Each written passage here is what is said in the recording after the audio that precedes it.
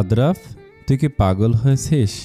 বন্ধুত্বের মধ্যে কিসের ভালোবাসা টেনে নিয়ে আসছিস বারবার?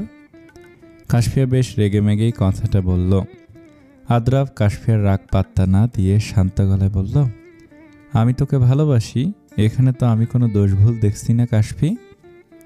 আদ্রাফের কথায় কাশফিয়া ছোট করে একটা শ্বাস ফেলে নরম গলায় বলল, আমি চাই না তোর এই ভালোবাসার জন্য আমাদের ফ্রেন্ড সার্কেলে কোনো প্রকার পরিবর্তন হোক। তুই প্লিজ দয়া করে এসব কথা কখনো বলিস না। আমি সত্যি চাই না আমাদের ফ্রেন্ড সার্কেলটা নষ্ট হোক। আদ্রাফ আহত দৃষ্টিতে তাকিয়ে আছে কাশফিয়ার দিকে। আদ্রাফ একটা দীর্ঘশ্বাস ফেলে বলল, আমি অপেক্ষা করব তোর জন্য। আমার ভালোবাসা তো ঠুনকো নয় যে অল্পতে হার মেনে নিবে। আজও ফ্রেন্ড সার্কেলের দোহাই দিয়ে কাটিয়ে দিলি, তবে একদিন না একদিন আমি তোকে রাজি করিয়েই ছাড়ব। আর আমাদের ফ্রেন্ড সার্কেলও কোনো পরিবর্তন হবে না, দেখে নিস। আদ্রাফ কথাগুলো বলেই গম্ভীর হয়ে ক্লাসে চলে গেল। কাশফিয়া এখনও বারান্দায় দাঁড়িয়ে আছে। আগের মতো করেই কাশফিয়া প্রথম থেকে বুঝতে পেরেছিল আদ্রাফ তাকে অন্য নজরে দেখে, কিন্তু কাশফিয়া সবসময় এড়িয়ে চলতেই চেষ্টা করত। কাশফিয়া তাদের বন্ধুত্বের মাঝে এসব ভালোবাসা নিয়ে আসতে চায় না। আদ্রাফ সবার সামনে কিছু প্রকাশ না করলেও কাশফিয়াকে একা পেলেই তার ভালোবাসার কথা বলে, কিন্তু কাশফিয়া প্রতিবারই বন্ধুত্বের দোহাই দিয়ে আদ্রাফকে থামিয়ে দেয়। তবে কাশফিয়া ভালো করেই বুঝতে পারছে আদ্রাফের প্রতি সে ধীরে ধীরে দুর্বল হয়ে পড়ছে, তাই যতটা পারছে আদ্রাফের এই অনুভূতিগুলোকে এড়িয়ে চলছে। কাশফিয়া একটা দীর্ঘশ্বাস ফেলে ক্লাসে চলে গেল। বারান্দায় আদ্রাফের বলা কথাগুলো শুনেই সিঁড়ির দিকটায় থমকে দাঁড়িয়ে গেল এক যুবতী। তার টলমলে চোখ দুটো থেকে দু ফোঁটা অশ্রুজল গাল বেয়ে গড়িয়ে পড়ল। বুকের ভিতর চিনচিনে ব্যথা অনুভব করছে। হঠাৎ করেই যেন তার পুরো পৃথিবী এলোমেলো হয়ে গেল। ভালোবাসা প্রকাশ করার আগেই মানুষটাকে হারিয়ে ফেলল ভাবতেই তার বুক ফেটে কান্না আসছে। এই নীলু, তুই আমাকে ওয়াশরুমে রেখে চলে আসলি কেন? পেছন থেকে আরশির চেঁচিয়ে বলা কথা শুনেই নীলা দ্রুত তার চোখের পানি মুছে ফেলল। আরশি নীলার কাছে এসে হাঁপাতে হাঁপাতে বলল, চুলগুলো ঠিক করতে একটু সময় লাগছিল বলে আমাকে রেখে চলে আসলি তুই?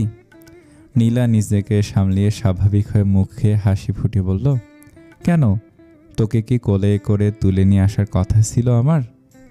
আরশি গাল ফুলিয়ে ভুরু বাঁকিয়ে বলল, তুইও দিন দিন তোর ভাইয়ের মতো হয়ে যাচ্ছিস নীল। নীলা হাসি দিয়ে আরশির গাল টেনে বলল, হয়েছে, এখন বাচ্চাদের মতো গাল ফুলাতে হবে না, ক্লাসে চল, কাশফি হয়তো অপেক্ষা করছে। আরশি আর নীলা ক্লাসে আসতেই কাশফিয়া অভিমানী কণ্ঠে বলল, এতক্ষণ লাগে নাকি একটু চুল ঠিক করতে? নীল পেছনের ব্রেঞ্চে বসে মাথা দু হাতের ওপর রেখে নুয়ে থাকা অবস্থাতে খোঁচা মেরে বলল, হয়তো কোনো নায়ক আসবে তাই আটা ময়দা মেখে এসেছে। নীলের কথায় আরশির আগে ফুঁসতে ফুঁসতে নীলের কাছে গিয়ে ওর পিঠে একটা থাপ্পড় দিল। নীল সাথে সাথে মাথা তুলে আরশির দিকে কিছুক্ষণ স্থির দৃষ্টিতে তাকিয়ে থেকে চিৎকার দিয়ে পাশে বসে থাকা আদ্রাফের গা ঘেঁষে বসে ভয়াতুর কণ্ঠে বলল, আদ্রাফ, এই পেতনি আমাকে থাপ্পড় দিল রে, আমার পিঠ জ্বলে যাচ্ছে রে ভাই। এতক্ষণ পরে নীলের প্রতিক্রিয়া দেখে আরশি বিরক্তিতে ভুরু কুঁচকে ফেলল। নীলের চেঁচিয়ে ওঠায় আশেপাশের কয়েকজন তাদের দিকে তাকিয়ে আছে। খেয়াল করতে কাশফিয়া চাপা কণ্ঠে বলল, এই তোরা থামতো। নীলা আর আরশি, তোরা বস, স্যার এখন আসবে। নীলা আদ্রাফের দিকে এক পলক তাকিয়ে নীলের মাথায় একটা চাটি মেরে তাদের সামনের বেঞ্চে কাশফিয়ার পাশে বসে পড়ল। আরশিও নীলকে ভেংসি কেটে চুপচাপ নীলার সাথে বসে পড়ল। প্রচণ্ড গরমে ক্লান্ত শরীরে আরশি বিরক্তিতে চোখ মুখ কুঁচকে কাশফিয়ার হাত ধরে হাঁটছে। বাসার পাশে আসতেই নির্বাণকে তাদের সামনাসামনি হেঁটে আসতে দেখে আরশি থমকে দাঁড়িয়ে গেল। কাশফিয়া হঠাৎ করে আরশিকে দাঁড়িয়ে থাকতে দেখে ভুরু কুঁচকে হাতে টান দিয়ে জিজ্ঞেস করল, কি হলো, এ রোদের মধ্যে এভাবে দাঁড়িয়ে পড়লি কেন আশু? আরশি নির্বাণের দিকে তাকিয়ে অবাক দৃষ্টিতে আছে। নির্বাণ আরশিকে দেখে একটা অমায়িক হাসি দিয়ে তার সামনে এসে বলল, আরে পাশের বারান্দা, কোথা থেকে আসলেন? আরশি কাশফিয়ার হাত ছেড়ে স্বাভাবিক হয়ে দাঁড়িয়ে বলল, ভার্সিটি থেকে আসলাম। আপনি কোথাও যাচ্ছেন নাকি? হ্যাঁ, বাসায় যাচ্ছি। নির্বাণের কথা শুনে আরশি ভুরু কুঁচকে বিস্ময়ের সাথে বলল, বাসায় যাচ্ছেন মানে? নির্বাণ স্বাভাবিকভাবে বলল, বাসায় যাচ্ছি। এখানে এসেছিলাম পাখিগুলোর দেখাশোনা করতে। আসলে আমার কাজিন বাসায় নেই তো, তাই আমাকে পাখিগুলোর দায়িত্ব দিয়ে গেছে। আরশি স্তব্ধ হয়ে দাঁড়িয়ে আছে নির্বাণের কথা শুনে। তার মানে উনি সেই কাজিন যে কিনা প্রথম সিরকুট লিখে দিয়েছিল, আর সে কিনা এতক্ষণ তাকে পাখিগুলোর মালিক ভেবেছিল। চিঠির রৌদ্রকে মনে করেছিল। আরশি মনে মনে নিজেকে গালি দিচ্ছে চিঠির মানুষটাকে নিয়ে এমন গোলমাল লাগিয়ে দেওয়ার জন্য। রোদের উত্তপ্ত ঝলসানো তাপে কাশফিয়া বিরক্ত হয়ে বলল, আসু প্লিজ, তাড়াতাড়ি চল, প্রচণ্ড গরম লাগছে। নির্বাণ আরশিকে উদ্দেশ্য করে বলল, আচ্ছা আজ আসছি, আবার দেখা হবে, ভালো থাকবেন। নির্বাণের কথায় আরশির হুঁশ আসতে আরশি একটা মেয়েকে হাসি দিয়ে বলল, জি আপনিও ভালো থাকবেন। আরশির কথার বিনিময়ে নির্বাণ একটা হাসি উপহার দিয়েই চলে গেল। আর কাশফিয়া আরশির হাত ধরে টেনে নিয়ে যাচ্ছে। বাসায় এসে দুজনে সোফায় বসতে কাশফিয়া আর চোখে আরশির দিকে তাকিয়ে বলল, এটা তোর সেই চিঠির মানুষ? আরশি ভাবলেশীনভাবে বলল, শুনলি না, এটা পাখিগুলোর মালিকের কাজিন, তার মানে উনি চিঠির মানুষ না, বুঝতে পারছিস? কাশফিয়া কিছুক্ষণ চুপ থেকে ভাবুক হয়ে বলল, তা না হয় বুঝলাম, কিন্তু এই ছেলেটার কাজিন মানে পাখিগুলোর মালিক ছেলে নাকি মেয়ে? জানি না। কাশফিয়া আরশির এমন ছোট উত্তর শুনে সন্ধিহান কণ্ঠে বলল, জানি না মানে কি? তুই চিঠি দেয়া নেয়া করিস, অথচ জিজ্ঞেস করবি না? আর আমাকে বললেই তো আমি এই ছেলের কাছ থেকে জেনে নিতাম। আরশি শান্ত গলায় বলল, প্রয়োজন মনে করছি না এটা জানার। কাশফিয়া আরশির এমন গল্প শুনে একটা ছোট্ট শ্বাস ফেলল। রৌদ্র, তোর কি হয়েছে বলবি? তুই নাকি অদ্ভুত আচরণ করছিস, সব ঠিক আছে তো? রৌদ্র তার মায়ের কথা শুনে বিরক্তিতে বলল, আরে মা, কি শুরু করেছে বলো তো? তুমি ফাজিল ছেলের কথায় বিশ্বাস করে আমাকে এখানে আসতে বলেছ। আমি ভাবলাম তুমি হয়তো আমাকে মিস করছিলে। রৌদ্রের মা রৌদ্রের মাথায় হাত বুলিয়ে দিয়ে বলল, আমার তোকে নিয়ে চিন্তা হচ্ছিল, তাই আসতে বলেছি। রৌদ্র গম্ভীর গলায় বলল, তা কাল না বুঝলেও এখন খুব ভালো করে বুঝতে পারছি। আচ্ছা এসব বাদ দে, এখন ডাইনিং টেবিলে তোর বাবা অপেক্ষা করছে, খেতে আয়, আমি যাচ্ছি। রৌদ্র মাথা নাড়িয়ে সম্মতি জানালো। রৌদ্রর এখন ইচ্ছে করছে নির্বাণকে আচ্ছা মতো বকা দিতে। এই পাজি ছেলের উল্টাপাল্টা কথার জন্য এখন তাকে এখানে আসতে হয়েছে। রৌদ্র মনে মনে তার রুদ্রাণীর কথা ভাবছে। আচ্ছা রৌদ্র, তুই কি কারো প্রেমে পড়েছিস নাকি? আচমকা রৌদ্র তার মায়ের মুখে এমন কথা শুনে বিস্ফোরিত চোখে তাকালো ওনার দিকে। রৌদ্রের মা রুম থেকে বেরিয়ে যাচ্ছিল, কিন্তু পেছন ফিরে তার ছেলে গভীর চিন্তায় মগ্ন থাকতে দেখে কৌতূহল হয়ে প্রশ্নটা করে বসল, রৌদ্র, তুই কি কারো প্রেমে পড়েছিস নাকি? নিজের মায়ের মুখে আমার প্রশ্ন শুনে রৌদ্র ভীষণ খেয়ে গেল। কাশতে কাশতে তার মায়ের দিকে গোল গোল চোখে তাকিয়ে আছে। হঠাৎ করেই তার মা তাকে এমন একটা প্রশ্ন করবে, সেটা রৌদ্র বুঝতেই পারেনি। রৌদ্রের মা মুচকে হাসি দিয়ে ছেলের মাথায় পিঠে হাত বুলিয়ে দিয়ে বললেন, আগে তো আমার সাথে সব কথাই শেয়ার করতি, কিন্তু এখন এমন গম্ভীর হয়ে গেলি কেন রৌদ্র? বাসায় আমার বৌমা আসলেই যদি তোর এই গম্ভীর স্বভাবটা ঠিক হয়। রৌদ্র তার মায়ের এসব কথা শুনে বিরক্তির সাথে বলল, মা, কি শুরু করলে এসব আজে বাজে কথা? নির্বাণের সাথে সাথে তুমিও দেখছি বাচ্চামো শুরু করলে। আচ্ছা চল, এখন ডিনার করবি। রৌদ্র মা একটা মুচকে হাসি দিয়ে চলে গেলেন। রৌদ্র এখনও তার মায়ের দিকে তাকিয়ে আছে। মনে মনে নিজেকে প্রশ্ন করল রৌদ্র, আচ্ছা আমি কি সত্যি সত্যি প্রেমে পড়েছি? রৌদ্র পুরো মাথায় এলোমেলো লাগছে, এই প্রশ্নের কোনো উত্তর পাচ্ছে না। তার মাথায় শুধু রুদ্রাণী আর তার চিরকুটের কথাই ঘুরছে। দুদিন হয়ে গেল, অথচ আরশি তার চিরকুটের প্রত্যুত্তর কোনো চিরকুট পেল না তার বারান্দায়। সকাল সকাল পাশের বারান্দায় পাখিগুলোর দিকে তাকিয়ে আরশি কিছুটা চিন্তিত গলায় বলল, তোদের মালিক কি এখনো বাসায় আসেনি? দুদিন হলো চিরকুট দিলাম, কিন্তু এখনো চিরকুটের উত্তর পেলাম না। তোদের মালিক কি চিরকুটের কথা ভুলে গেল নাকি? নির্বাণকে চিরকুটের মানুষ না পেয়ে আরশি আবারও চিরকুটের প্রতি কৌতূহল হয়ে পড়ল। আরশি জানে না চিরকুটের মালিককে, তবুও তার অপেক্ষা করতে ইচ্ছা করছে। পাশাপাশি বারান্দা থেকেও অপরিচিত একজনের সাথে চিরকুট আদান প্রদান করতে বেশ ভালোই লাগছে তার কাছে। চিরকুটের জন্য অপেক্ষাও এখন খুব উপভোগ করছে। আরশি আরও কিছুক্ষণ বারান্দা থেকে রুমে চলে আসলো। ভার্সিটির সময় হতে রেডি হয়ে বেরিয়ে পড়লো কাশফিয়ার সাথে। এই তোরা সবাই এই ছুটিতে আমার বাসায় চল, ওখানে সবাই মিলে অনেক ঘুরবো, মজা করব, কি বলিস কাশফি? ক্লাস শেষে সবাই মিলে ফুচকা খাচ্ছিল, ঠিক তখন আরশির বেশ উত্তেজিত হয়ে ফুচকা খাওয়া বন্ধ করে কথাটা বলল। আরশির কথায় সায় দিয়ে কাশফিয়া বলল, গুড আইডিয়া, এবার ছুটি আমরা সবাই একসাথে কাটাবো, আর এটাই ফাইনাল। আমার যতটুকু ধারণা আঙ্কেল আন্টিরও কিছু বলবে না আমাদের বাসায় গেলে, তাই না নীল? নীল কিছু একটা ভেবে গম্ভীর গলায় বলল, আচ্ছা তা না হয় যাব, কিন্তু তোরা আবার আমাদেরকে ওখানে নিয়ে আমাকে আর আদ্রাবকে মেরে প্রতিশোধ নিবি না তো? আরশি তার পাশে বসে থাকা নীলের কানে টান দিয়ে রাগী কণ্ঠে বলল, সেটা না হয় আমাদের বাসায় গেলেই দেখা যাবে, এখন বেশি কথা না বলে তাড়াতাড়ি খা। বাসের জন্য অপেক্ষা করছিল আরশি আর কাশফিয়া। এমন সময় কাশফিয়া একটু উচ্চস্বরে বলে উঠল, আরে ডাক্তার সাহেব, আপনি কেমন আছেন?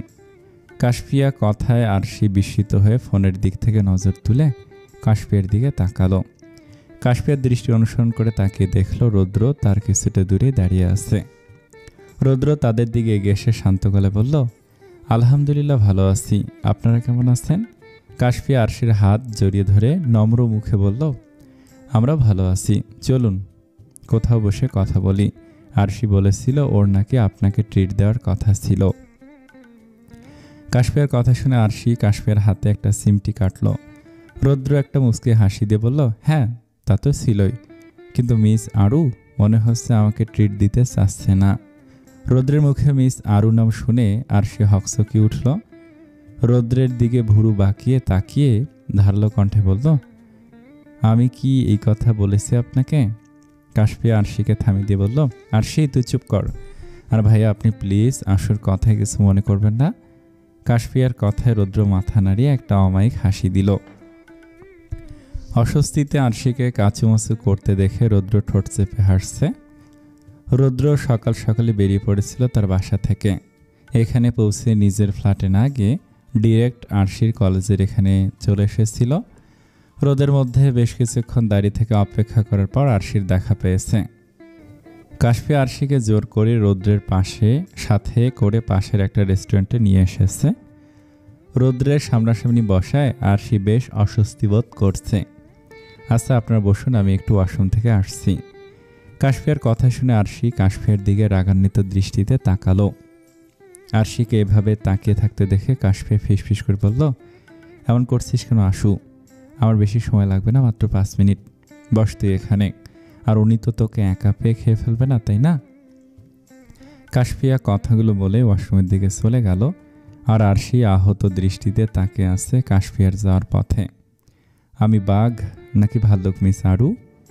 রৌদ্র গম্ভীর গলায় এমন উদ্ভট কথা শুনে আরশি ভুরু কুঁচকে জিজ্ঞাসক দৃষ্টিতে রৌদ্রের দিকে তাকালো। রৌদ্র তার হাত দুটো টেবিলের ওপর উঠিয়ে 2 হাতে আঙ্গুল একসাথে ভাঁজ করে আবার গম্ভীর মুখে বলে উঠল, আমি বাঘ নাকি ভাল্লুক যে আপনি আমাকে এভাবে ভয় পান? আমি কি আপনাকে খেয়ে ফেলবো নাকি? আপনাকে দেখেই বোঝা যাচ্ছে আপনি খুব অস্বস্তি বোধ করছেন। আরশি রৌদ্রের কথা কিছুটা স্বাভাবিক হয়ে শান্ত গলায় বলল, না তেমন কিছু না। রৌদ্র আর কিছু বলল না, দুজনের মধ্যে নিস্তব্ধতা বিরাজমান। খানিকটা সময় পর রৌদ্র বরাবরের মতোই গম্ভীর স্বরে বলল, আপনার পড়াশোনা কেমন চলছে মিস আরু? পড়াশোনার কথা শুনে আরশি রৌদ্রের দিকে তীক্ষ্ণ দৃষ্টি নিক্ষেপ করে বিরক্তি প্রকাশ করে বলল, রাত নেই দিন নেই, আপনি সবসময় পড়াশোনার কথা বলেন কেন বলুন তো?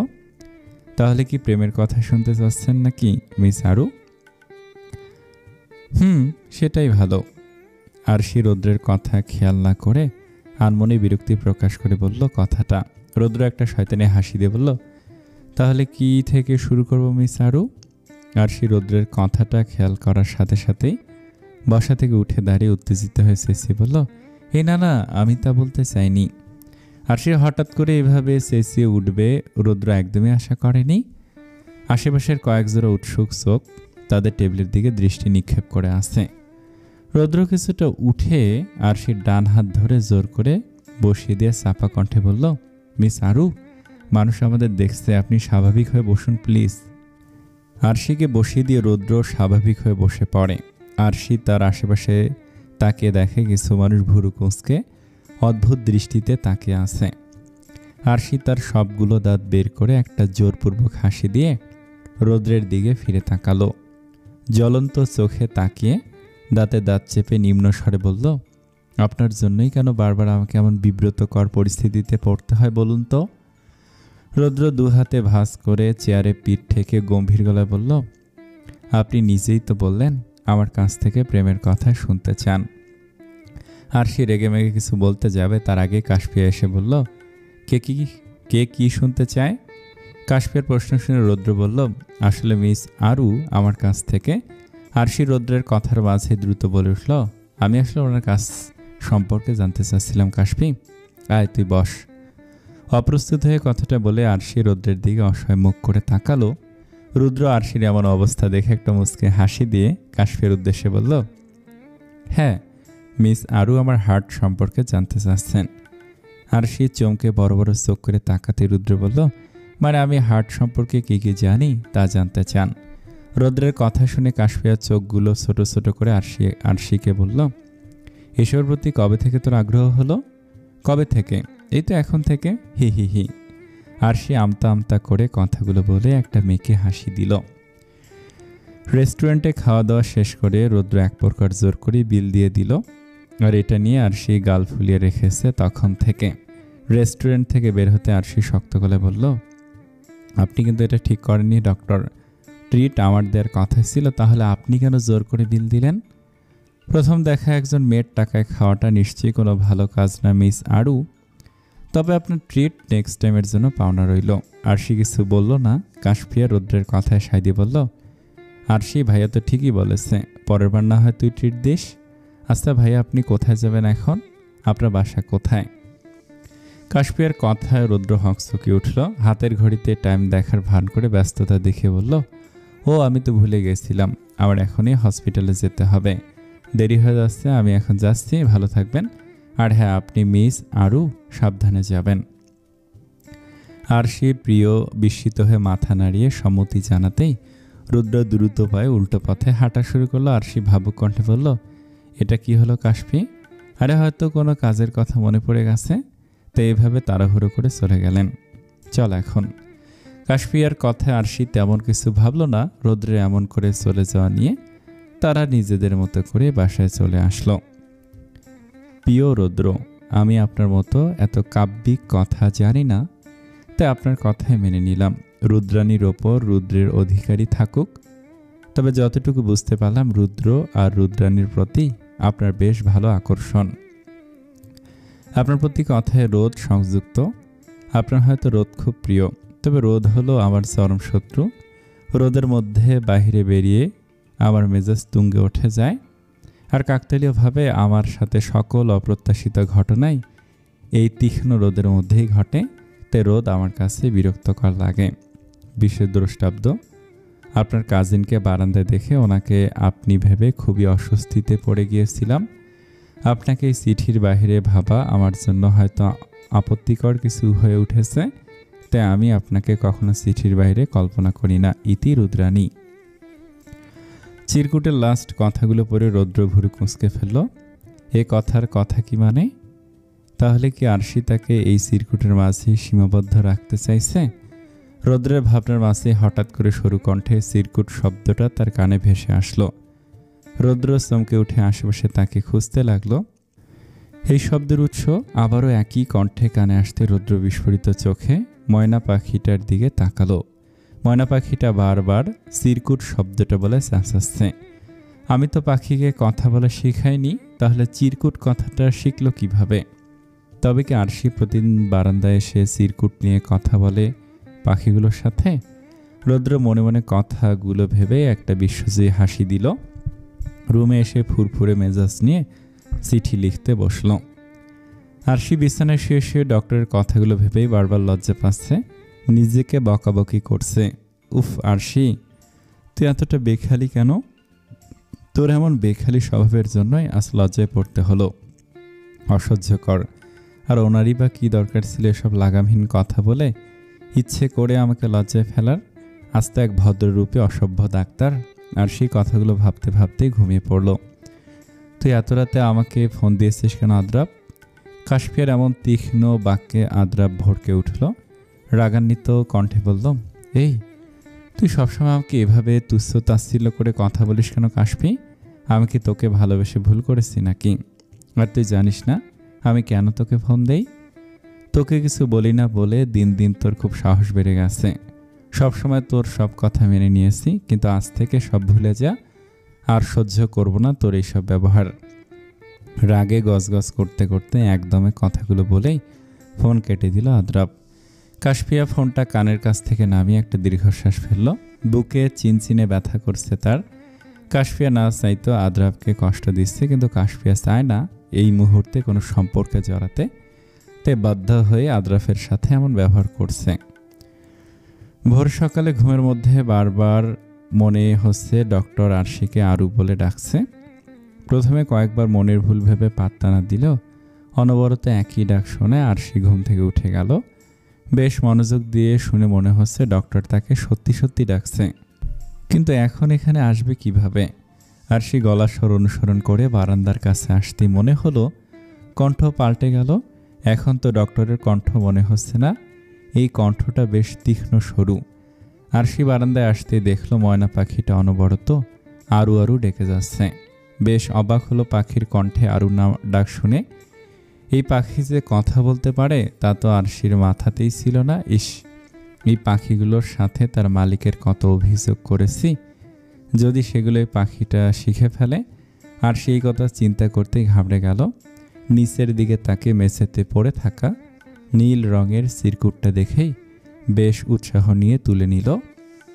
অনেকদিন পর অপেক্ষার পর আজ আবারও নীল সিরকুট পেয়েছে আরশি। প্রিয় রুদ্রাণী, সকল অপ্রত্যাশিত মুহূর্তেই কিন্তু বিরক্তিকর কারণ হয় না। কিছু কিছু অপ্রত্যাশিত মুহূর্ত জীবনে কিছু সুপ্ত অনুভূতির সৃষ্টি করে। এই যে ধরুন আমাদের চিঠির বিষয়টা, এটাও কিন্তু আমাদের দুজনের জন্যই অপ্রত্যাশিত একটা ঘটনা। তবে এই চিঠির জন্যে আমরা আমাদের জীবনে নতুন কিছু অভিজ্ঞতা অর্জন করেছি। 90 দশকের মতো চিঠি লেখা, পাশাপাশি বারান্দায় থেকেও একজন আরেকজনকে না দেখে একে অপরের অনুভূতি প্রকাশ করা, এসব কিছু কি আপনার কাছে বিরক্তকর মনে হচ্ছে? বিশেষ দ্রষ্টব্য, বেশিরভাগ ক্ষেত্রে আপত্তিকর জিনিস চোখের সামনে এসে পড়ে, আর কল্পনার বাইরে কিছু ঘটলে সেটা আমাদের স্মৃতির পাতায় খুব নিখুঁতভাবে গেঁথে থাকে।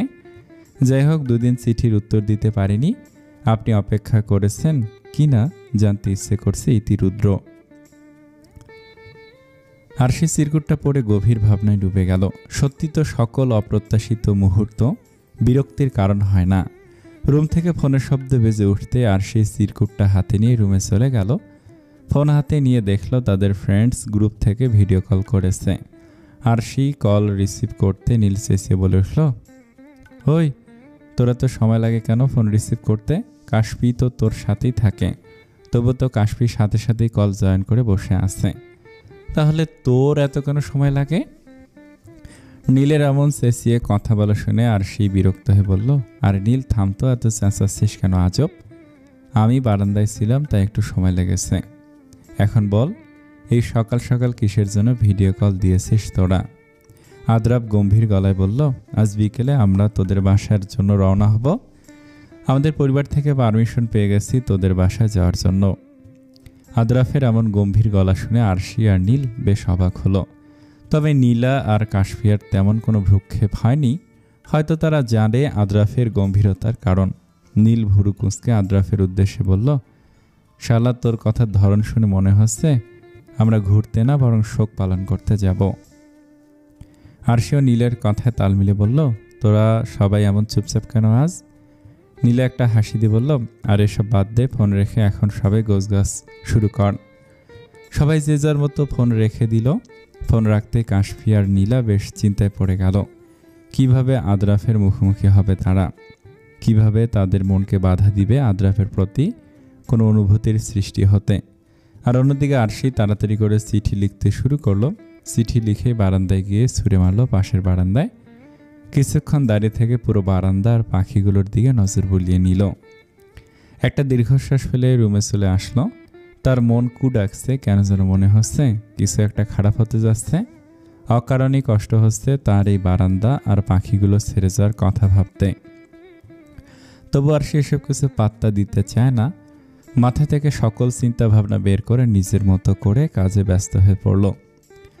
অসময়ে ঝুম বৃষ্টি নামার পর এখন পিচ ঢালার রাস্তাগুলো বৃষ্টির পানিতে ধুয়ে ঝকঝক করছে। অন্ধকারাচ্ছন্ন মেঘে ঢাকা আকাশ আর গ্রীষ্মের বৃষ্টি শেষে শীতল হাওয়া। গ্রীষ্মের সময় এই পরিবেশটাই যেন আরশি চেয়েছিল। স্টেশনের একটা বেঞ্চিতে বসে আরশি আর কাশফিয়া অপেক্ষা করছে নীলদের জন্য। মিনিট 5 যেতে নীল, আদ্রাফ আর নীলা এক প্রকার দৌড়ে এসে হাজির হলো আরশির সামনে। নীল আরশির পাশে এসে বসতে আরশি শক্ত গলায় বলল, 3:30 এখানে আসার কথা ছিল তোদের, এখন প্রায় 4টা বাজতে চলছে, আর কয়েক মিনিট দেরি করলেই তো ট্রেন মিস হয়ে যেত। নীল হাঁপাতে হাঁপাতে বলল, আর বলিস না, বৃষ্টির জন্য দেরি হয়ে গেছে, কে জানতো আজ বৃষ্টি হবে। আরশি জ্বলন্ত চোখে নীলের দিকে তাকে বলল, আমি আর কাশফি কি তাহলে অন্য গ্রহ থেকে এসেছি? কাশফি উঠে দাঁড়িয়ে রাগী কণ্ঠে বলল, তোরা ঝগড়া করতে থাক আর ওইদিকে ট্রেন চলে যাক। আরশি আর কিছু না বলে ব্যাগ নিয়ে হনহনিয়ে ট্রেনের দিকে চলে গেল। বাকি সবাই চুপচাপ তার পিছন পিছন হেঁটে যাচ্ছে। ট্রেনের ভিআইপি কেবিন এসেই আরশি গাল ফুলিয়ে বসে পড়ল। নীল আরশির পাশে বসে আরশির দিকে ফিরে অনুনয় স্বরে বলল, আশু প্লিজ রাগ করে থাকিস না, একটু তো দেরি হয়েছে, দেখ এখনও ট্রেন ছাড়তে অনেক সময় আছে। নীলের কথাটা বলার সাথে সাথে ট্রেন চলতে শুরু করলো। আরশি রাগান্বিত দৃষ্টিতে নীলের দিকে তাকাতেই নীলের অসহায়ের মতো মাথা নিচু করে ফেলল। নীলের এমন অবস্থা দেখে আদ্রাফ, কাশফি আর নীলা উচ্চস্বরে হাসতে লাগলো।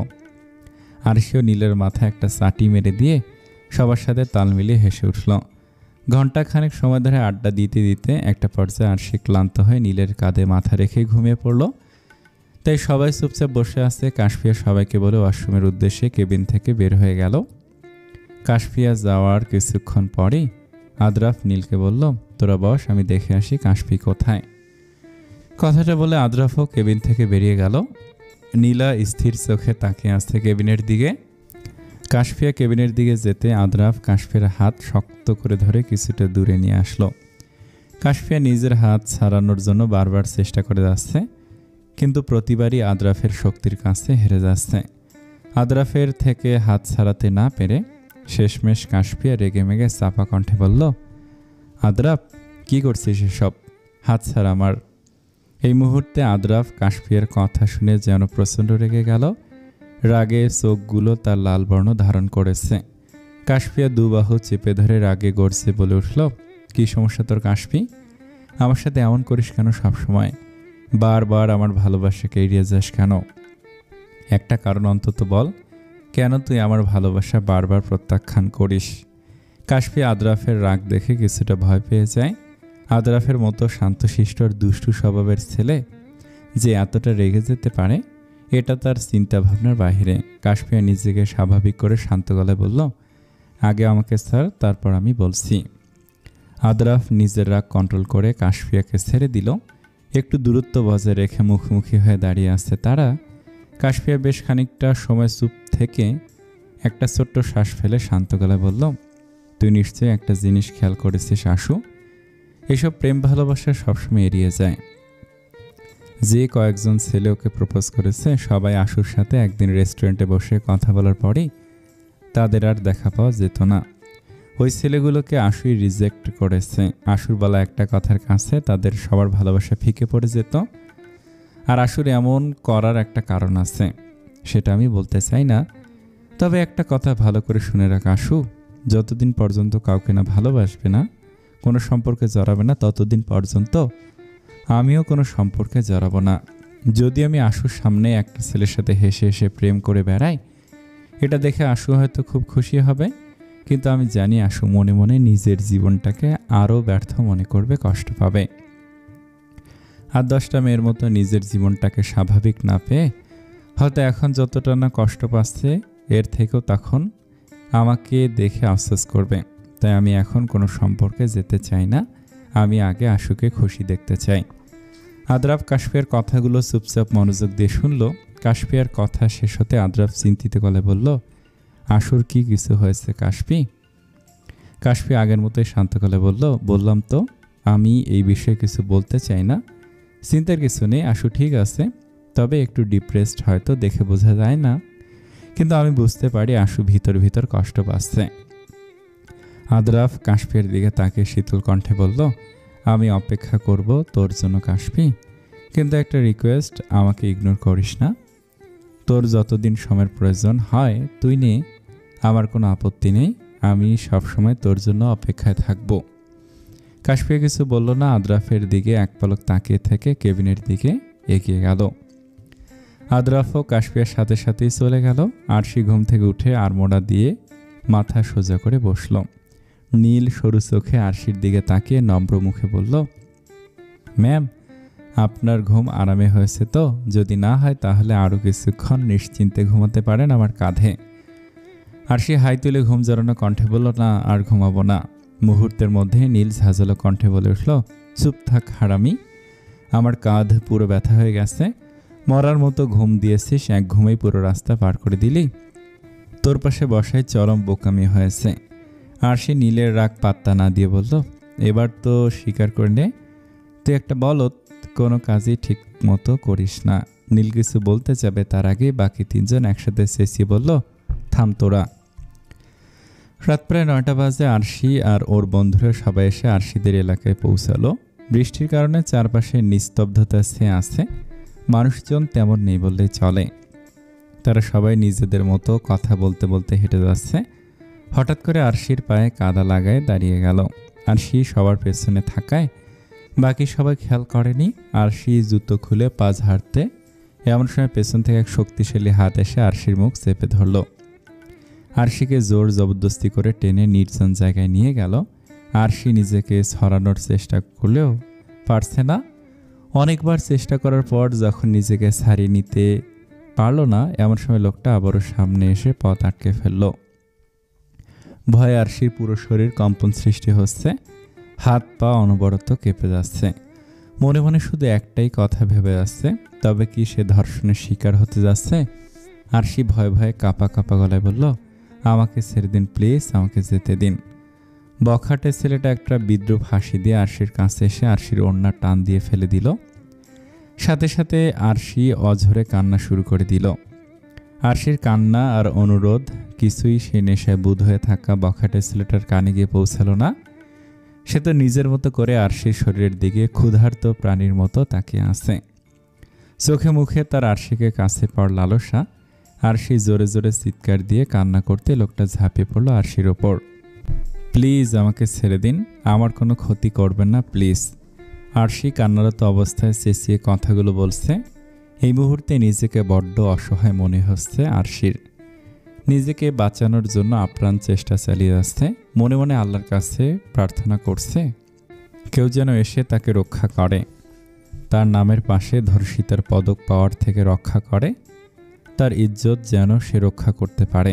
আরশির চেঁচামেচিতে লোকটা ক্ষিপ্ত হয়ে আরশির গালে সজোরে থাপ্পড় মেরে মুখ চেপে ধরল, টেনে হেঁচড়ে সামনের দিকে নিয়ে যাচ্ছে। প্রিয় রুদ্র, অচেনা মানুষের সাথে অনুভূতি শেয়ার করা, কিশোরী মেয়ের মতো উৎসুক, আবেগপ্রবণ হয়ে চিঠি লিখতে বসা, এক বারান্দায় দাঁড়িয়ে অন্য বারান্দায় চিঠি ছুঁড়ে ফেলা, এসব কিছুতে আমি অন্যরকম অনুভূতি খুঁজে পাচ্ছি। এই সকল অনুভূতির সাথে আমি আগে কখনো পরিচিত হইনি। এইসব অভিজ্ঞতা অনুভব করতে হয়তোবা প্রয়োজন ছিল চিঠির অপ্রত্যাশিত ঘটনাটা ঘটার। যাই হোক, আপনার পাখিগুলোর খেয়াল রাখবেন। আমি 2-3 দিন বাসার বাইরে থাকব, তাই আপনার পাখিগুলোর খেয়াল রাখতে পারবো না, দুঃখিত। ভালো থাকবেন। বিশেষ দ্রষ্টব্য, আপনার চিঠির অপেক্ষায় ছিলাম কিনা তা না হয় অজেনাই থাকুক। আপনি তো বলেছিলেন সব কিছু জেনে গেলে মানুষের আগ্রহ কমে যায়, তাই আমিও চাচ্ছি এটা আপনার কাছে অজানা থাকুক। ইতি রুদ্রাণী। রৌদ্র চিঠিটা পড়তেই তার মন খারাপ হয়ে গেল। বুকে চিনচিনে ব্যথা করছে। তার রুদ্রাণী চলে গেছে ভেবে তার রৌদ্রোজ্জ্বল আকাশ যেন কালো মেঘাচ্ছন্ন আকাশে পরিণত হয়ে গেল। কি হচ্ছে এসব? 2 দিন সে নিজে বাসায় ছিল না, আর এখন আরশি বাসায় থাকবে না ভাবতেই রাগ উঠছে তার। চিঠির জন্য অপেক্ষা করা তার জন্য কষ্টকর হয়ে যাচ্ছে দিন দিন। ময়না পাখির আকর্ষণীয় আরু ডাকে। রৌদ্র তার ভাবনার জগৎ থেকে ফিরে আসলো। মুচকি হাসি দিয়ে পাখিটার দিকে তাকালো। আজ সকালে ঘুম থেকে উঠে ঘণ্টাখানেক সময় নিয়ে এই আরু ডাক্তার শিখিয়েছে পাখিটাকে। ময়না পাখির খাঁচার সামনে গিয়ে রৌদ্র শান্ত গলায় বলল, যতই কষ্ট হোক আমি আমার আরুর চিঠির জন্য অপেক্ষা করবই। রৌদ্রর শহরে রুদ্রাণীকে আসতেই হবে। কথাগুলো বলেও রৌদ্র একটা দীর্ঘশ্বাস ফেলল। অল্প কয়েকদিনেই মেয়েটার প্রতি এতটা দুর্বল হয়ে পড়বে সে কল্পনা করেনি। আদৌ কি আরশি তার হবে কিনা সেটারও জানে না রুদ্র। তবুও সে আরশিকেই তার রৌদ্রোজ্জ্বল শহরে রুদ্রাণী বানিয়ে রেখেছে। আরশির কোনো সারা শব্দ না পেয়ে কাশফিয়া পেছন ফিরে আরশিকে খুঁজতে লাগলো। পেছন ফিরে তাকে আশেপাশে আরশিকে দেখতে না পেয়ে ভয়ে আটকে উঠল কাশফিয়া। উত্তেজিত হয়ে উচ্চস্বরে চেঁচিয়ে বলল, এই নীল, আশু কোথায়? আমাদের সাথেই তো ছিল, হঠাৎ করে কোথায় উধাও হয়ে গেল? সবাই কাশফিয়ার কথায় চমকে উঠল। আশেপাশে তাকে সত্যি সত্যি আরশিকে না দেখে তাদের সবার মনেই খানিকটা ভয় ঢুকে গেল। নীলা বারবার আরশিকে ফোন দিয়েও ফোন বন্ধ পাচ্ছে। আদরাফ দ্রুত এদিক ওদিক খুঁজতে খুঁজতে বলল, চিন্তা করিস না, এখানে আছে, হয়তো খুঁজে দেখ। নীল হন্তদন্ত হয়ে খুঁজতে লাগলো। সবাই আলাদা আলাদা হয়ে খুঁজে আসছে। কাশফিয়ার মাথা যেন পুরো ফাঁকা ফাঁকা লাগছে। ভয়ে চোখ মুখ ফ্যাকাশে হয়ে গেছে। ডান পাশের মোড়ের দিকে আসতেই কাশফিয়া কারো গুঙ্গানির শব্দ পেল। দ্রুত পায়ে সামনের দিকে যেতে আরশিকে এই অবস্থায় দেখে কাশফিয়ার মাথায় আকাশ ভেঙে পড়ল। আবছা আলো স্পষ্ট দেখা যাচ্ছে। এক বখাটে টাইপের লোক আরশির মুখ চেপে ধরে টেনে নিয়ে যাচ্ছে, আর আরশি নিজেকে ছাড়ানোর আপ্রাণ চেষ্টা চালিয়ে যাচ্ছে। আরশিকে এই অবস্থায় দেখে কাশফিয়া স্তব্ধ হয়ে গেছে। তার প্রাণপ্রিয় বেস্ট ফ্রেন্ড আরশি ছোট থেকে হাস্যোজ্জ্বল দুষ্টু চঞ্চল স্বভাবের ছিল। তবে 2 বছর আগের তিক্ত সত্যিটা এমনিতে আরশির হাসি খুশি জীবনটা কালো মেঘে ঢেকে দিয়েছে। ব্যস্ততার হাসি ঠাট্টার মাঝেও যেন হুটহাট করে উদাসীনতা ছেয়ে যেত আরশির মুখে। আরশি খুবই সেন্সিটিভ একটা মেয়ে। অল্পতেই যেই মেয়ে আবেগপ্রবণ হয়ে পড়ে সেই মেয়েটার জন্য এরকম পরিস্থিতি হয়তো মৃত্যুর থেকেও ভয়ঙ্কর কিছু। কাশফিয়া কিছু না ভেবে আশেপাশে তাকে কিছু খুঁজতে লাগলো। ঝোপের ভেতরতে একটা লাঠি নিয়ে তাদের সামনে দ্রুত পায়ে এগিয়ে গেল। নিজের সর্বোচ্চ শক্তি দিয়ে লোকটাকে মারতে লাগলো কাশফিয়া। আচমকা আক্রমণে লোকটা তাল সামলাতে না পেরে আরশিকে ছেড়ে দিল। কাশফিয়া লাঠি ফেলে আরশিকে গিয়ে জাপটে ধরল। আরশিকে দাঁড় করিয়ে পেছনে থেকে কাশফিয়ার হাত মুচড়ে ধরল লোকটা। ড্রাগস নেওয়ার ফলে লোকটার চোখ রক্তবর্ণ হয়ে আছে। রাগে শক্তির জন্য দ্বিগুণ হয়ে গেছে তার। লোকটা তার সজ্ঞানে নেই। কাশফিয়া ব্যথা কুকে উঠতে আরশির ভয়ের পরিমাণ আরও মাত্রাতিরিক্ত বেড়ে গেল। আরশি লোকটার দিকে আসতে নিলেই কাশফিয়া বলে উঠল, আরশি তুই যা এখান থেকে, ওইদিকে সবাই আছে। আরশি এখনও ঠায় দাঁড়িয়ে আছে, অঝরে চোখের পানি ফেলে যাচ্ছে। কাশফিয়া এবার নিজের হাত ছাড়ানোর চেষ্টা করতে করতে চেঁচি বলল, আরশি তোকে আমাদের বন্ধুত্বের দোহাই, তুই যা এখান থেকে, আমি এদিকটা দেখছি, তুই বাকি সবাইকে নিয়ে আয়। আরশি কোনো কথা বলছে না, স্থির চোখে তাকিয়ে আছে কাশফিয়ার দিকে। আচমকা কাশফিয়া বেশ জোরেই চিৎকার দিয়ে উঠল। হাত পেছনের দিকে মুচড়ে ধরে প্রচণ্ড ব্যথায় গলা ফাটে আর্তনাদ করে উঠল কাশফিয়া। আরশি এগিয়ে আসতে নিলে কাশফিয়া আবারও বাধা দিয়ে কান্নারত অবস্থায় জোরালো কণ্ঠে বলল, আশু প্লিজ তুই যা। আরশি কিছু করার আগে পেছন থেকে নীল আর আদ্রাপ এসে তাদের এই অবস্থা দেখে বাঘের মতো হুঙ্কার দিয়ে দৌড়ে আসতে লাগলো। লোকটা এবার বেশি মানুষ দেখে ভয়ে কাশফিয়াকে ধাক্কা দিয়ে ফেলে পালিয়ে গেল। আরশি 2 হাত দিয়ে মাথা চেপে ধরে মাঝ রাস্তায় বসে পড়ল। আদ্রাফ এসে কাশফিয়াকে ধরে ফেলল। কাশফিয়া দাঁতে দাঁত চেপে হাতের ব্যথা সহ্য করে যাচ্ছে। নীল লোকটার পিছনে দৌড়ে গেল, আর নীলা দৌড়ে এসে আরশিকে ধরে ওঠানোর চেষ্টা করছে, কিন্তু পারছে না। আরশি আগের মতো করেই মাথা চেপে ধরে অনবরত চোখের জল ফেলে যাচ্ছে নিঃশব্দে। ভয়ে আরশির পুরো শরীর কেঁপে উঠছে। 2 হাত মাথার চুলগুলো খামছে ধরে আছে।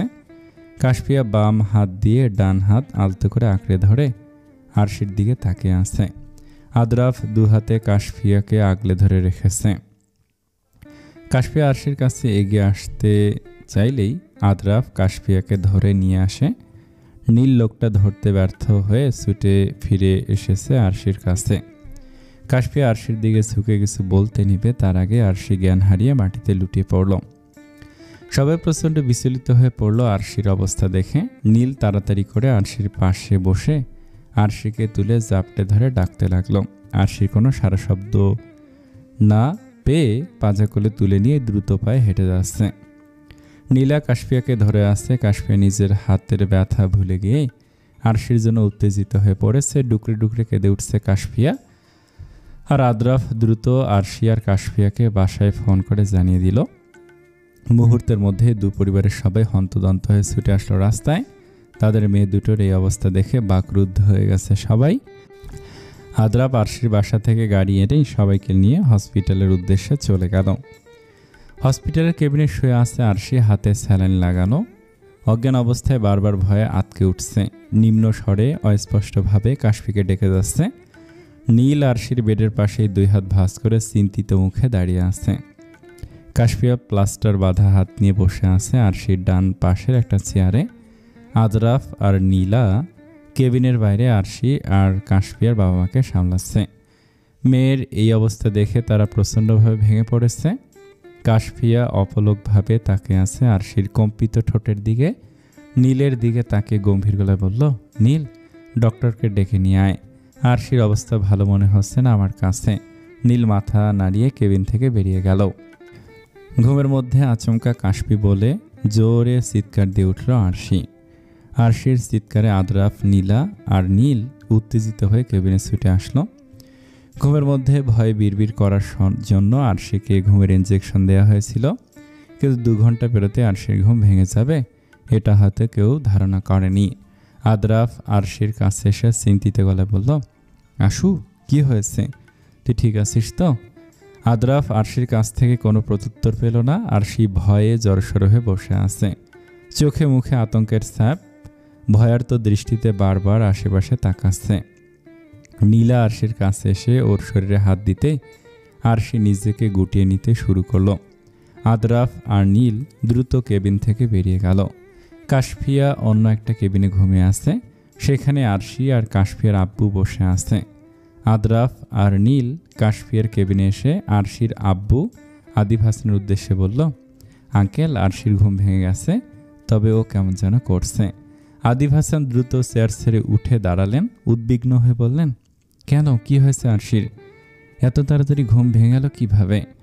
আদিব হাসান উত্তরের অপেক্ষা না করে আরশির কেবিনের উদ্দেশ্যে অস্থিরতার সাথে ছুটে চলে গেলেন। আর ওনার পেছন পেছন আদ্রাফ আর নীলাও চলে যাচ্ছে। কাশফি এতক্ষণে ঘুম থেকে উঠে বসে আছে। রেজাল হক ওনার মেয়ের কাছে এগিয়ে আসলেন। কাশফিয়া উদ্বিগ্নতার সাথে বলল, বাবা, আমি আরশির কাছে যাব। রেজাউল হক ওনার মেয়েকে চোখের ইশারায় সম্মতি জানালেন। কাশফিয়াকে ধরে বেড থেকে নামিয়ে দাঁড় করালেন। হাতে প্লাস্টার লাগানোর ফলে নড়াচড়া করতে বেশ অসুবিধা হচ্ছে কাশফিয়ার। আদিব হাসান কেবিনে এসে মেয়েকে ভয়ে জড়সড় হয়ে বসে থাকতে দেখে তার চোখ ছলছল করে উঠল।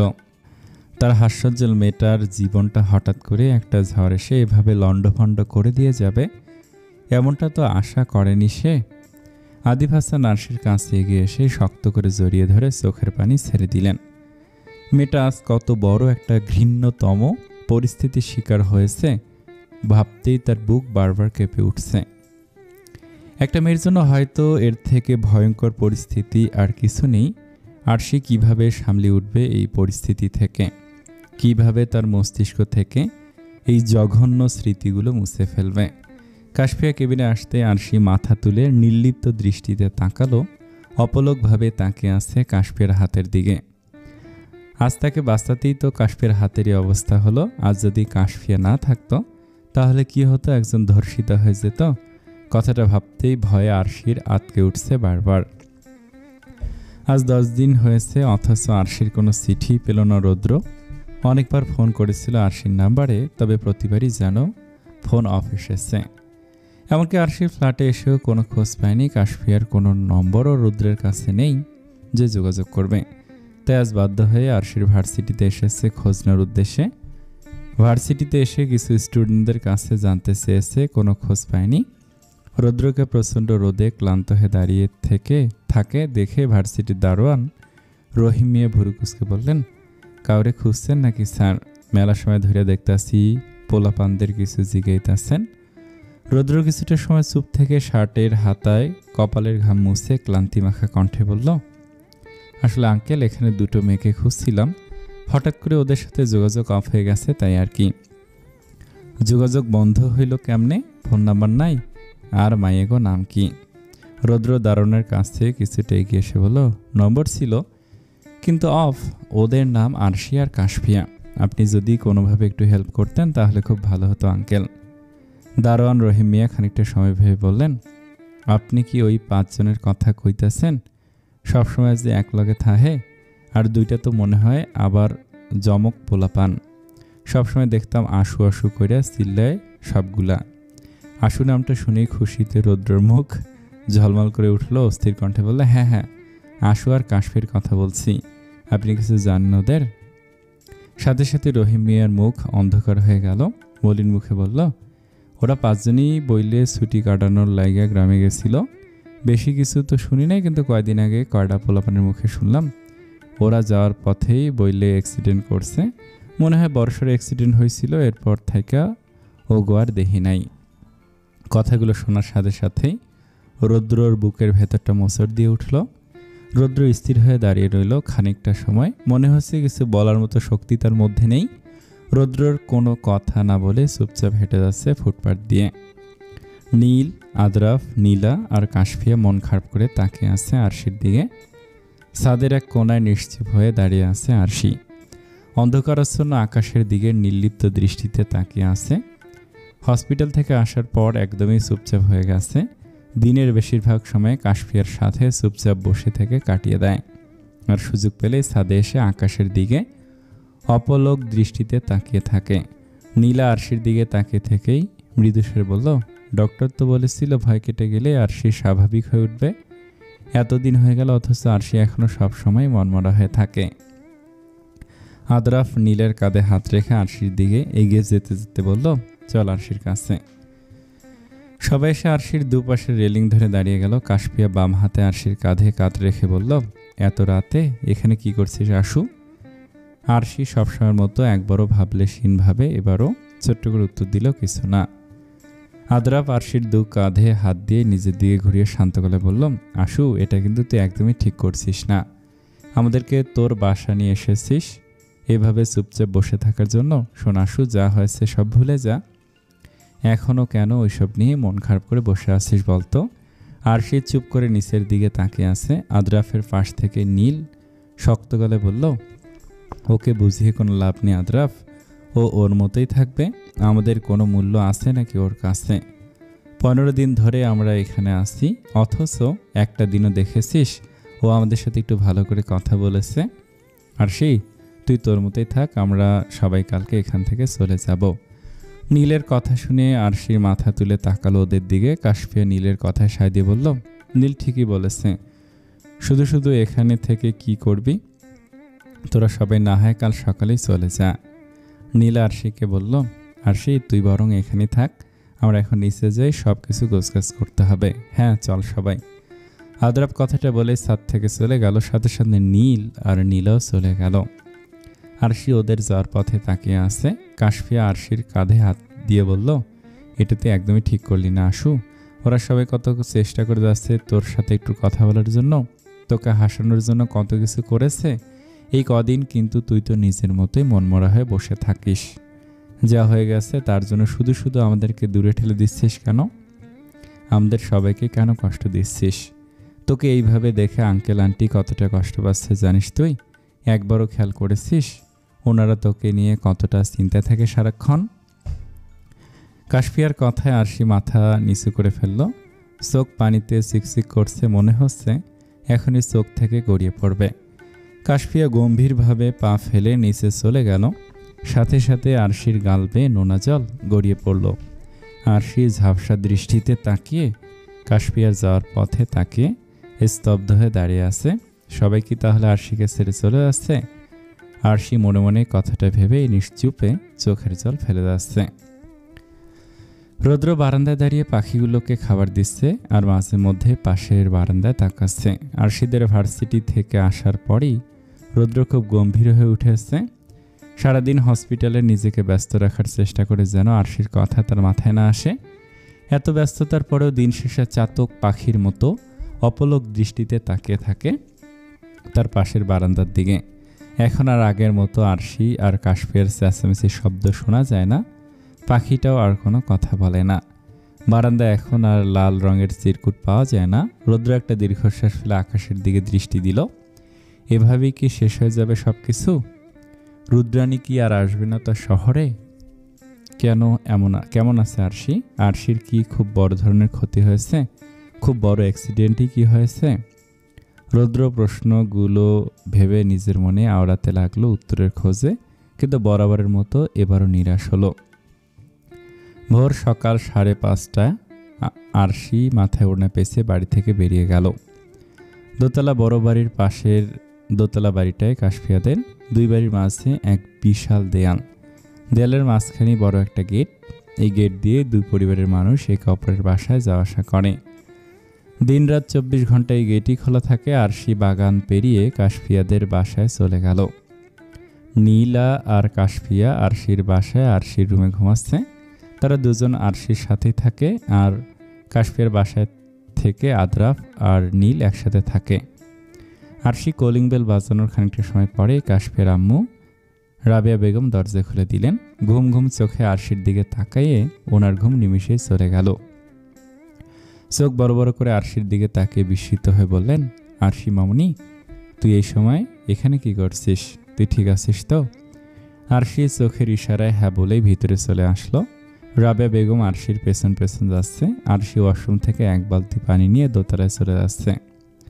আরশির এমন অদ্ভুত কাজে রাবেয়া বেগম অবাক দৃষ্টিতে তাকিয়ে আছে। পেছন থেকে কিছুটা উঁচু গলায় আরশিকে জিজ্ঞেস করলো, আরশি কি করছিস সব? পানি নিয়ে কোথায় যাচ্ছিস মা? আরশি কিছু না বলে নিজের ঠোঁটে আঙুল দিয়ে ওনাকে চুপ করতে ইশারা করলেন। আরশি নীল আর আদ্রাফের রুমে এসে তাদের দিয়ে এক পলক তাকিয়ে থেকেই তাদের দিকে পুরো বালতির পানি ঢেলে দিল তাদের ওপর। রাবেয়া বেগম হতবাক হয়ে তাকিয়ে তাকিয়ে দেখছে আরশির কর্মকাণ্ড। ঘুমের মধ্যে হঠাৎ করে গায়ে পানি পড়ে এক প্রকার লাফিয়ে উঠে গেল আদ্রাফ আর নীল। চোখ ভালো মতো না খুলেই দুহাত দিয়ে আশেপাশে আওড়াতে লাগলো। দুজনেই চিল্লাচিল্লি করে যাচ্ছে চোখ বন্ধ করে। সবাই মুগ্ধ হয়ে আরশির হাসি দেখছে। বাচ্চাদের মতো খিলখিল করে হেসে উঠছে আরশি। নীল আর আদ্রাফের এমন অবস্থা দেখে যেন আরশির হাসি থামছেই না। আদ্রাফ আর নীলের রাগান্বিত চোখগুলো এখন বিস্ময় গোলাকৃতি হয়ে গেছে। কয়েক সেকেন্ড আরশির দিকে তাকিয়ে থেকে ওদের মুখেও আনন্দের ছাপ ফুটে উঠল। কাশফিয়া ঘুমের মধ্যে আরশিকে পাশে না পেয়ে সাথে সাথে উঠে বসে পড়ল। নীলাকে নিয়ে পুরো বাড়ি খুঁজেও যখন পেল না, তখন আরশির বাবা মাকে জানায়। সবাই পুরো বাড়ি আর ছাদ খুঁজে অবশেষে কাশফিয়াদের বাসায় এসেছে। দোতলা থেকে কারো হাসির শব্দ পেয়ে সবে উপরে এসে কিছুক্ষণের জন্য থমকে দাঁড়িয়ে গেল।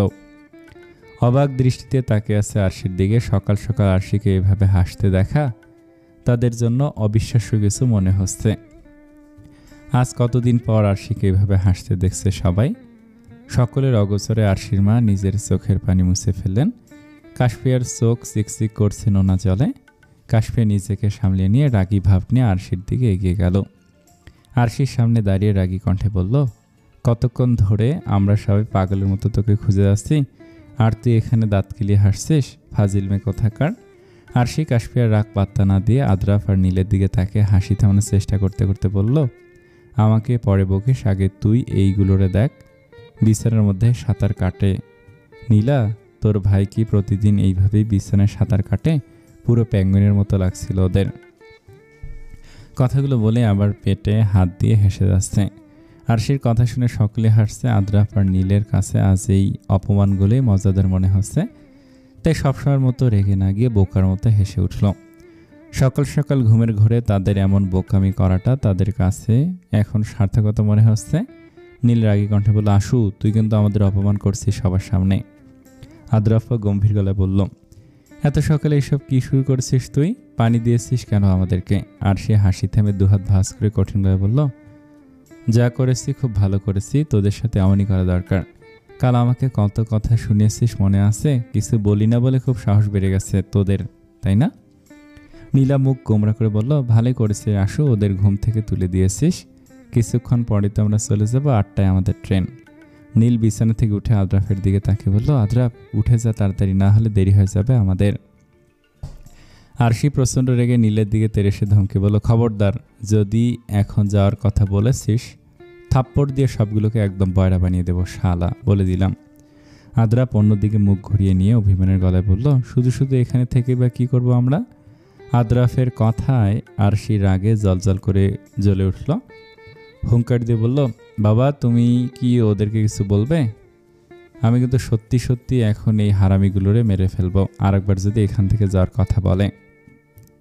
আদিব হাসান ওনার মেয়ের কাছে গিয়ে মাথায় হাত বুলিয়ে দিয়ে বললেন, আস্থা রাগ করতে হবে না, আমি বুঝিয়ে বলছি ওদেরকে। আরশির আব্বু কিছু বলবে তার আগে কাশফিয়া, নীলা, আদ্রাফ আর নীল একসাথে হাসা শুরু করলো। সবাই ভুরু কুঁচকে ওদের দিকে তাকিয়ে আছে। আরশি ধমকে সুরে বলল, এভাবে পাগলের মতো হাসছিস কেন তোরা? নীল হাসি থেমে বলল, আমরা জানতাম সোজা আঙুলে ঘি ওঠে না, তাই আঙুলে একটু বাঁকা করলাম। আমরা কেউই আজ ঢাকা যাব না, আমরা তো টিকিটই কিনি নাই। আরশি ভুরু বাঁকে সন্দেহের দৃষ্টিতে তাকে বলল, তাহলে কাল যে বললি সবাই আজ চলে যাবি? আদ্রাফ নীলের কাঁধে হাত রেখে বেশ ভাব নিয়ে বলল, ওগুলো তো এমনিতেই মিথ্যে বলেছি, তুই আমাদের সাথে কথা বলিস না তাই একটু নাটক করছিলাম। হ্যাঁ আমরা জানতাম, আমরা যদি তোকে এভাবে কথাগুলো না বলি তাহলে তুই নিশ্চিত আমাদেরকে যেতে বাধা দিবি, কিন্তু তুই যে এভাবে এই বলদা দুইটাকে সকাল সকাল গোসল করিয়ে দিবি সেটা কি আর আমরা জানতাম নাকি? নীলা কথাগুলো বলে আবার হাসতে লাগলো। সবাই আজ প্রাণ খুলে হাসছে আর তাদের সাথে আরশিও হাসছে। আরশি গাল ফুলিয়ে রাস্তা দিয়ে চুপচাপ হেঁটে যাচ্ছে। সকাল সকাল ভেবেছিল ঘুরতে বের হবে, কিন্তু এখন তো নিজেকে খুনের আসামি মনে হচ্ছে আরশির। কাশফিয়া আর নীলা সামনে হাঁটছে আর আরশি হাঁটছে আদ্রাফ আর নীলের মাঝে। আরশির ডান পাশে নীল আর বাম পাশে আদ্রাফ। আরশিকে একটুর জন্য ওদের মাঝখান থেকে যেতে দিচ্ছে না। হঠাৎ করে আরশির চোখ পড়লো একটা পাখির দোকানের দিকে। দোকানের বাইরে একটা খাঁচায় ময়না পাখি ঝুলানো। পাখিটা দেখে তৎক্ষণাৎ চিঠির কথা মনে পড়ে গেল। চিঠির কথা মনে পড়তেই মনটা খসখস করে উঠল আরশির। কিছু না ভেবেই পা বাড়ালো ডান পাশের দোকানটার দিকে, কিন্তু বেশি দূর যেতে পারল না। তার আগেই নীল আরশির চুল টেনে ধরে থামিয়ে দিল। আরশি পেছন ফিরে তাকাতেই নীল রাগান্বিত হয়ে বলল, কোথায় যাচ্ছিস কিছু না বলে? আরশি একটা মেখে হাসি দিয়ে বলল, ওই যে পাখির দোকানটায়, আয় তোরাও চল আমার সাথে। পাখির দোকানে এসেই আরশি ময়না পাখিটা কিনে ফেলল। পাখির টাকা আদ্রাফ আর নীলের কাছ থেকে হাতিয়ে নিয়েছে। আরশি একটা কাগজে বেশ কিছুক্ষণ ধরে কিছু লিখে যাচ্ছে। কেউ কিছু বুঝতে না পারলেও কাশফিয়া ঠিকই বুঝতে পারছে আরশি কি করছে।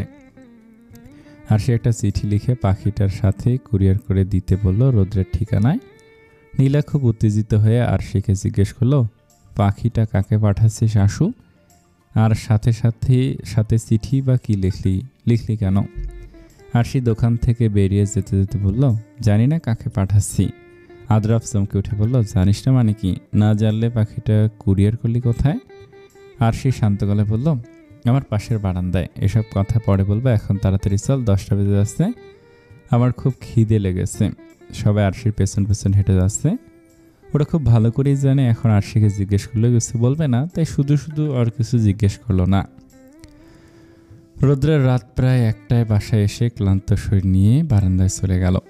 হসপিটালে সারাদিন ব্যস্ততায় কাটিয়ে দিলেও দিন শেষে বাসায় ফিরলেই অস্থিরতার পোকা কিলবিল করে ওঠে। তার জীবনটা মনে হচ্ছে বিষাদে ভরে আছে। আরশি বারান্দার দিকে তাকিয়ে থাকতে থাকতে রৌদ্র বারান্দার কাউসে বসেই ঘুমিয়ে পড়ল। সাদে সবাই আরশিকে ঘিরে বসে আছে। বিরক্তিতে আরশি চোখ মুখ খিসে বসে আছে। আদ্রাফ আরশিকে সন্ধিহান কণ্ঠে বলল, আশু প্লিজ বলে দে সব কিছু, কতক্ষণ এভাবে বসিয়ে রাখবি? আরশি সরু চোখে আদ্রাফের দিকে তাকিয়ে বলল, আমি কি বলেছি তোদের এখানে বসে থাকতে? তোরাই তো এখানে জোর করে আমাকে বসিয়ে রেখেছিস। নীল ফটাফট করে বলল, তুই যতক্ষণ না পর্যন্ত সব কিছু আমাদেরকে বলবি ততক্ষণ পর্যন্ত এখানে বসে থাকতে হবে। কাশফিয়া ছোট্ট একটা শ্বাস ফেলে বলল, আরশি ওদেরকে বলে দে তো, হুদা এভাবে রাত জেগে এখানে বসে থাকার কোনো মানে হয় না। আরশি একটা দীর্ঘশ্বাস ফেলে চিঠির কথা সব কিছু খুলে বলল। আরশির কথা শুনে কাশফিয়া বাদে বাকি সকলের চোখ আপনা আপনি বড় হয়ে যাচ্ছে। আরশির কথা শেষ হতেই নীলা তীব্র উৎসাহ নিয়ে জিজ্ঞাসা করল, তোর চিঠিওয়ালা ছেলে নাকি মেয়ে? জানি না। আরশির নির্লিপ্ত জবাবে আদ্রাফ অতিমাত্রায় চমকে উঠে চেঁচিয়ে বলল, কি? চিঠিওয়ালা ছেলে নাকি মেয়ে সেটা পর্যন্ত জানিস না? আরশি মাথা ডানে বামে নাড়িয়ে না জানাতে আদ্রাফ আরশির মাথায় একটা চাটি মেরে বসল। তুই তো দিকে আসলে একটা গাধা। পাশাপাশি বারান্দা থেকেও একজন আরেকজনকে না দেখে চিঠিতে কথা বলিস? এমনকি মানুষটা ছেলে নাকি মেয়ে সেটাও জানিস না? আরশি আদ্রাফের বাহুতে একটা থাপ্পড় দিয়ে চুপ করিয়ে দিল।